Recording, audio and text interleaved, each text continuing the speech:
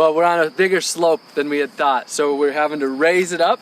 But first step is to create the foundation, level it, then we're gonna put on the floor, then we're gonna create the frame, then we're gonna put on the sides and the roof, and then the last step will be to put in the doors and windows. So we've actually moved the foundation back a little bit so that we didn't have to put it up as high.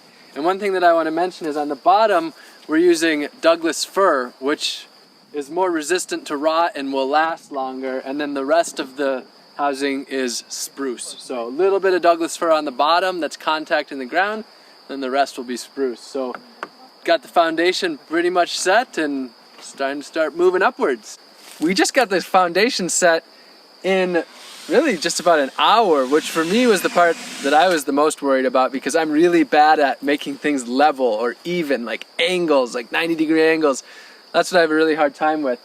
So that went really, really well. Right now we're just putting these giant screws through, and I should mention this is basically the one material that's not secondhand or from the forest. These were bought new. And this is pretty much the main cost, right? Yeah. The screws. That's the only cost, yeah. And some gasoline. Yeah, for the chainsaw and the saw machine. How much gas do you think we burnt?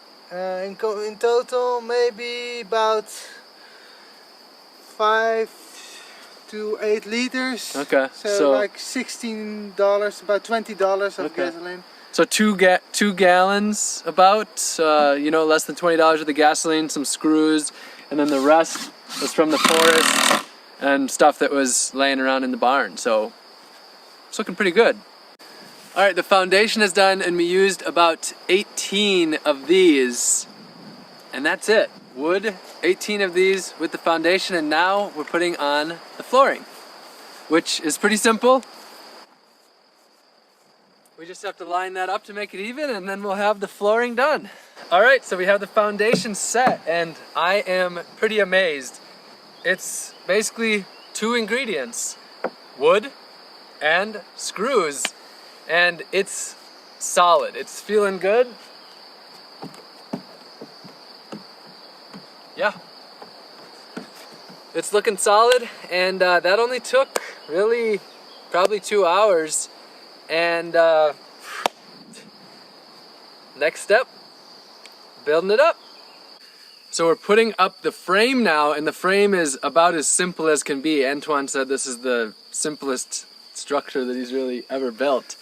And so the frame is just the 4 beams. We have one up and we have one sitting here that's gonna go up right now.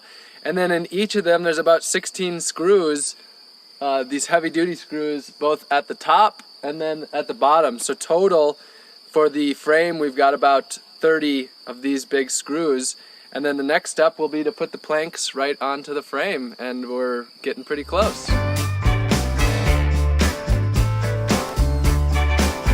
All right, so now we're putting up the walls, which is super simple. We're just taking these planks that we cut with the machine, and then we're just screwing them on with a couple of screws, and they have an overlap, and the overlap keeps the rain running down the side so moisture doesn't stay on there.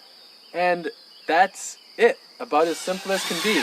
We're going for simple and natural.